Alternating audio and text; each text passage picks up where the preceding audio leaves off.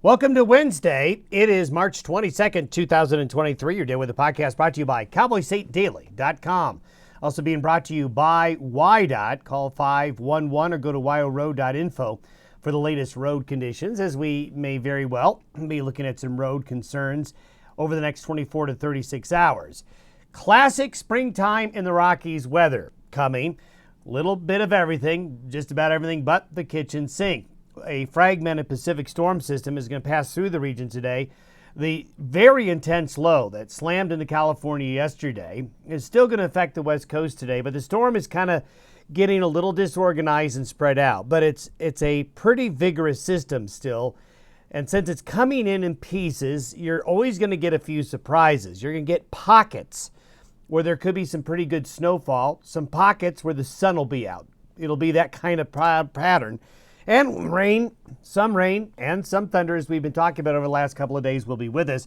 Going to see some really heavy snowfall at times in the mountains, especially in Wyoming and Colorado and the Wasatch today, with these heavier snow bands coming on through. It's going to be cooler.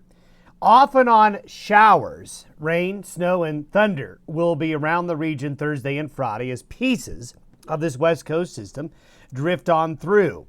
Now, there is going to be a small Pacific low bringing snow as we get into late Friday and into Saturday to a portion of northern, maybe central Wyoming, southern Montana, and into western South Dakota. It won't be a large area, but we are looking at that location maybe getting several inches of snow late Friday through late Saturday.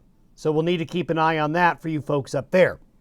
Then there's another small wave that's going to come through the region that may bring a little bit of rain and snow to southern Wyoming, parts of Colorado, parts of Nebraska, and Kansas, as that's basically another piece of this system. So this one big storm is breaking into several pieces, which makes for a very complicated kind of up and down variable forecast. Also, we talked about this last fall. The volunteer network of folks who help measure precipitation, CoCoRaHS, needs more Wyoming volunteers to measure precipitation. We'll talk about that in the podcast here coming up shortly. Today's satellite imagery still shows a very impressive swirl. You can see it right here from that low moving into California. A lot of heavy rain and heavy mountain snow again yesterday. This low is sending out, and you can see this, pieces of energy out east towards us, towards the central and northern Rockies and the northern plains, fragmented, but moisture and energy nonetheless. There you can see it today, as of this morning, still bringing more rain to California. But it's going to be moving, getting a kick eastward rather quickly today. Now, this takes us through the period of time through noon Friday. So you can see the moisture spreading east-northeast out of California to the Great Basin and into the region. Notice that trailing area of moisture going across parts of northeastern Colorado, parts of Nebraska. That's going to be a band of showers and thunderstorms. It's a narrow band, but there is going to be some precipitation spreading out into the plains. The I-80 corridor of Wyoming is going to get picked on, so that's going to cause some travel concerns. And you can see the mountains of Colorado and Utah, eastern Idaho, back down into Arizona, southwest Colorado especially, more heavy early spring mountain snows. And this is through Friday morning. So through Friday morning, there's going to be a band of snow there. You can see it stretching across northeast Colorado and Nebraska and the northwest Iowa. And also, we're going to see some snow getting a little bit further out on the plains east of I-25 and along Interstate 80, I-70 across Colorado, 15 into Utah. You're going to have some problems, really I-80 all the way to the west coast. We talked about thunderstorm activity. These are the potential lightning strikes by later this afternoon. And when you get these little thunder snows like this, you're going to get pockets of heavier snowfall. This is what it's like tomorrow. Even tomorrow, there's going to be some showers popping up. And again, on Friday as well, as fragments and pieces of this California storm slowly drift through the region. By Friday afternoon, the low is now out into the plains. This guy back here over Washington State is going to slide south and east, and this area of low pressure right here is going to be the next weather maker as it settles down into eastern Idaho by Saturday evening. It is going to spread moisture and instability over southern Montana and northern Wyoming into western South Dakota. You see this arch right here? This is an area to watch because this area is going to be another piece of energy that will produce potentially some moderate snowfall, maybe heavy snowfall. Billings, Cody, maybe down into Powell and Meeteetse and Sheridan, maybe Gillette, maybe Buffalo, maybe over into Rapid City. Not a large area, but a swath of wet March snows coming on in Friday night through late Saturday and Saturday night. So basically, we just showed you the first system. This is the second system. Then as we get into late Sunday night and Monday, that low kind of elongates and pushes a little bit more south. And we may end up with some areas of snow Sunday night into Monday in this area here as it drops south. So that would be the third event. Now, I want to talk about CoCoRaHS.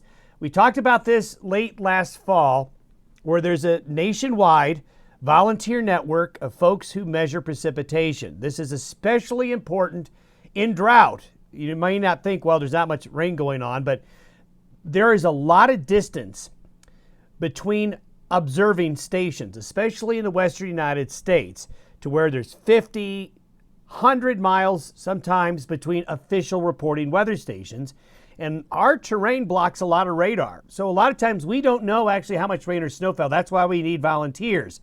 You do it online where you just log in, you get a location name, and you're able to become a volunteer.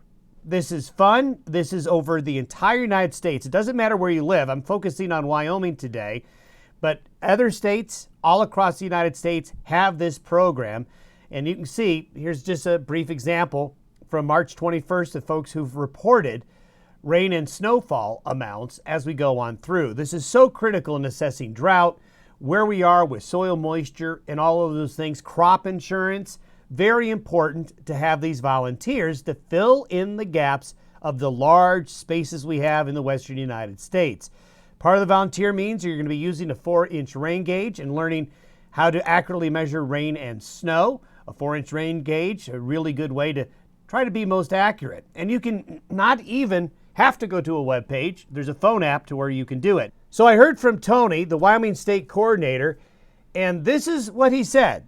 We need volunteers in Uinta, Bighorn, and Niobrara counties. I guess that's the biggest need right now in terms of very little data. So if you live in one of those 3 counties, really consider becoming a volunteer. It's really actually quite fun and just really good to know what type of moisture is going on. But you know what? It doesn't matter where you live. Even if you live in town, you think, well, we've got an airport. But you know what? Rainfall amount varies widely in towns and cities. So it doesn't matter if you're in a populous county, a sparsely populated county, we need your rain gauge reports. The big, heavy downpours that happened in Laramie last summer, where there was a lot of flooding in town, well, we didn't have a lot of rain gauge reports in town. That's where the flooding was.